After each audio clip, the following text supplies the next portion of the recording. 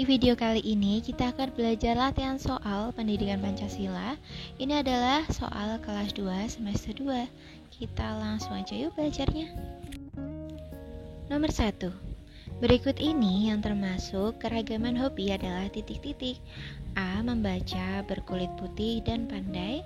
B. Perempuan, dokter dan pemalu. C. Berenang, menyanyi, memasak. Nah, anak-anak perlu tahu apa itu hobi. Hobi itu adalah kegemaran atau sesuatu yang kalian sukai, kegiatan yang biasanya kalian sukai. Nah, jadi kita lihat yang A, membaca, berkulit putih. Nah, berkulit putih ini bukan hobi, jadi A salah. B. Perempuan, dokter, pemalu, ini juga bukan hobi. Yang C. Berenang, menyanyi, memasak, itu adalah hobi. Jadi jawabannya adalah C. Nomor 2. Setiap orang memiliki kegemaran masing-masing. Perbedaan kegemaran tersebut harus kita titik-titik. A. Hargai, B. Samakan, C. Permasalahkan. Jawabannya adalah A. Hargai. Nah, anak-anak, meskipun kalian dengan teman kalian itu banyak sekali keberagaman atau berbeda, tapi harus saling menghargai, saling menyayangi. Jadi jawabannya adalah A. Nomor 3. Ciri atau tanda dari seseorang disebut titik-titik. A. Identitas, B. Kegemaran, C. Harta. Jawabannya adalah iya, benar. Jawabannya A. Identitas. Jadi identitas itu merupakan ciri atau tanda pengenal dari seseorang. Nomor 4. Jenis keragaman berikut yang dapat berubah-ubah adalah titik-titik. A. Warna kulit, B. Jenis rambut, C. Hobi. Jawaban yang paling tepat adalah C. Hobi, anak-anak. Kenapa? Karena kegemaran kita atau kesukaan kita itu bisa berubah sepanjang waktu, tapi warna kulit dan jenis rambut kita itu sulit untuk diubah. Nomor 5, anak-anak perhatikan dulu yuk gambarnya. Nah, gambar di atas itu menunjukkan keragaman titik-titik. A. Ciri fisik, B. Hobi, C. Daerah asal.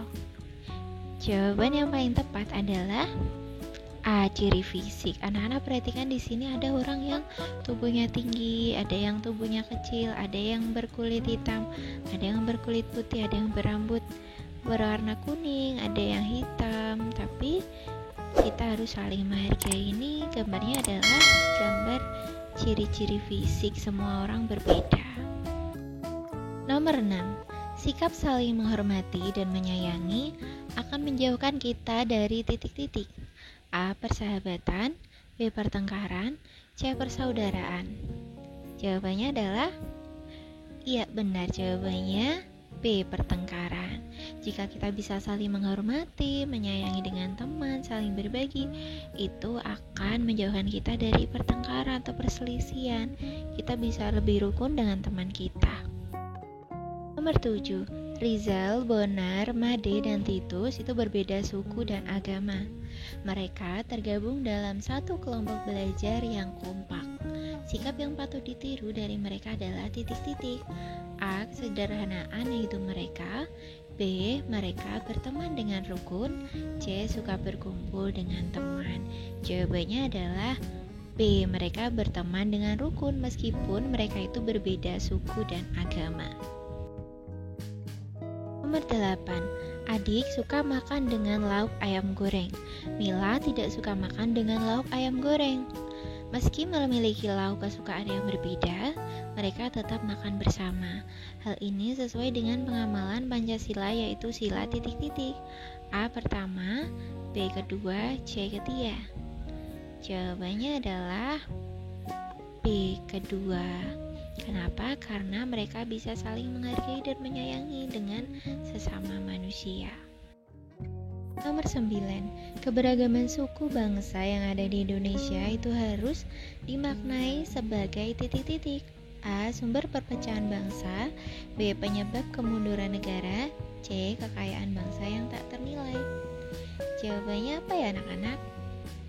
Iya, benar. Jawabannya adalah C. Kekayaan bangsa yang tak ternilai. Kenapa?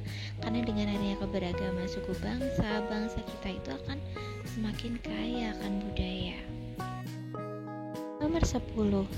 Anak perempuan harus rukun dengan titik-titik. A. Anak perempuan saja, B. Anak laki-laki saja.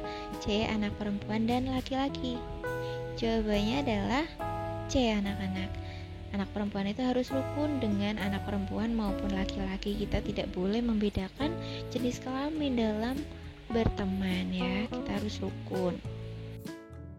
Nomor 11, anak-anak perhatikan dulu gambar tersebut. Nah, gambar di atas itu menunjukkan terjadinya titik-titik di Indonesia. A. Keragaman suku bangsa. B. Keragaman agama. C. Keragaman jenis kelamin. Jawabannya adalah A yang paling tepat. Ini adalah gambar keragaman suku bangsa. Mereka menggunakan berbagai macam baju adat. Nomor 12, Yohanes beragama Katolik. Setiap hari Minggu ia beribadah di titik-titik. A. Gereja. B. Wihara. C. Kelenteng. Jawabannya adalah A. Gereja. Nah, anak-anak, gereja itu untuk umat yang beragama Kristen dan Katolik. Sedangkan wihara itu untuk umat Buddha. Kelenteng untuk umat Konghucu. Nomor 13, Fatima adalah seorang muslim yang taat. Ia rutin membaca kitab suci agamanya. Nama kitab suci yang dibaca Fatima adalah titik-titik. A. Al-Quran. B. Weda. C. Injil. Jawabannya adalah A. Al-Quran. Kalau kitab Weda itu untuk umat Hindu, sedangkan Injil itu untuk Kristen. Nomor 14, Tuhan menciptakan lingkungan alam agar bisa dimanfaatkan oleh manusia. Untuk itu kita harus titik-titik. A. Menjualnya. B. Menjaganya. C. Merusaknya. Jawabannya adalah B. Menjaganya. Nomor 15, wujud kepedulian siswa terhadap lingkungan hidup adalah titik-titik. A. Membuang sampah di tempat sampah. B. Datang ke sekolah tepat waktu. C. Bersikap sopan santun terhadap orang tua. Nah, anak-anak, yang ditanyakan adalah wujud kepedulian terhadap lingkungan. Kita bahas yang A. Membuang sampah di tempat sampah itu benar. Yang B. Datang ke sekolah tepat waktu itu bukan terhadap lingkungan, jadi salah. Yang C. Sikap sopan santun ini juga bukan terhadap lingkungan hidup. Jadi jawaban yang paling tepat adalah A. Membuang sampah di tempat sampah. Dengan seperti ini kita bisa menjaga lingkungan hidup kita. Nomor 16, air kotor di selokan yang menggenang dapat menjadi sarang titik-titik. A. Nyamuk. B. Ikan. C. Buaya. Jawaban yang paling tepat adalah A. Nyamuk, anak-anak. Oleh karena itu, anak-anak jangan sampai air di selokan dekat rumah kalian itu kotor atau tergenang. Nomor 17, rumah merupakan tempat tinggal kita. Rumah yang sehat adalah rumah yang titik-titik. A. Mewah. B. Bersih. C. Segar. Jawabannya adalah pintar. Jawabannya adalah B. Bersih. Jadi rumah yang bersih itu adalah rumah yang sehat. Nomor 18, manfaat menjaga kelestarian lingkungan tempat tinggal adalah titik-titik. A. Mendatangkan penyakit. B. Tidak disenangi tetangga. C. Penghuni merasa nyaman.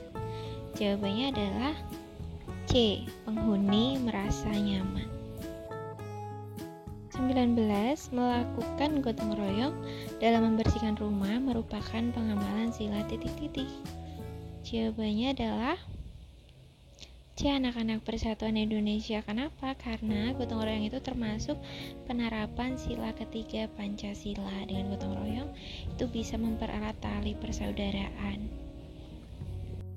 Nomor 20, keadaan selokan yang bersih adalah titik-titik. A. Air selokan tidak mengalir. B. Selokan dipenuhi sampah. C. Air selokan mengalir lancar. Jawabannya adalah C. Air selokan mengalir lancar. Ini adalah ciri selokan yang bersih. Nah, sekian pembelajaran kita kali ini. Semoga anak-anak bisa lebih paham ya. Sampai jumpa di video berikutnya.